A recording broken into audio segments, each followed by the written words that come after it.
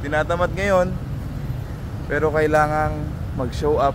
5 kilometers lang tayo ngayong gabi, pero racing pace. Sama natin yung tropa natin, DTRT Farm. Yes. Gayon na. Thank you sa t-shirt. Wow, ano t-shirt mo? Pareho? Ay, pareho yun. Ay, bangan. Sponsor natin sa t-shirt. Thank you, thank you, thank you. Let's go. Ingat, ingat. Sarap palang pantakbo yung ano, Puma Mag Max. Salamat sa sponsor.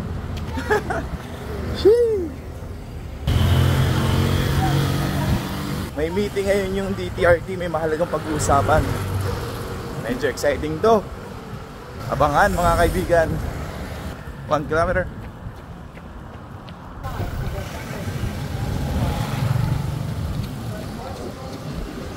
Easy run ngayon si Miko, yung kasama natin, idol. Easy run ngayon si Miko, pero tayo kasi naka-race pace tayo, sabi ni Coach BJ. Kanina na slow down tayo, pero ngayon bilisan natin. Antayin na lang natin siya sa finish line. 4K 5K done.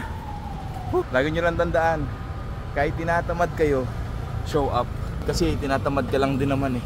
Kapag tinakbo mo na, mawawala na yung tamad mo, kasi wala ka naman ng no choice. May mga nagtatanong sa akin, bakit daw after ng run sumasakit agad yung katawan nila, tapos kinabukasan lahat masakit na muscles. So maliban sa ngayon ka lang tumakbo, ang isang rason dyan is di ka nakapag-stretching, di ka nakapag-warm up, di ka pa nakapag-cool down, tsaka di ka nakapag-refuel after the run. So kailangan kasi natin kumain at least ng potassium, kasi nabawasan tayo ng potassium, and also electrolytes.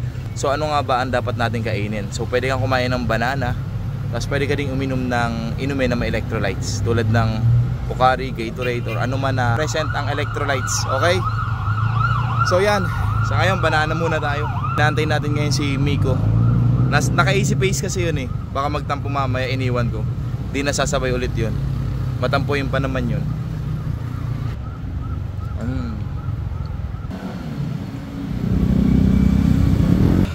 Dito na siya.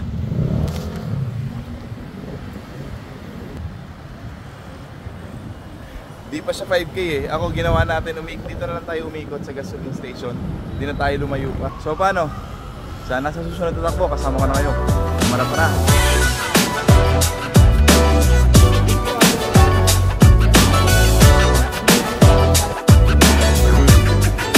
Kadaralagan talaga kami para magkakan.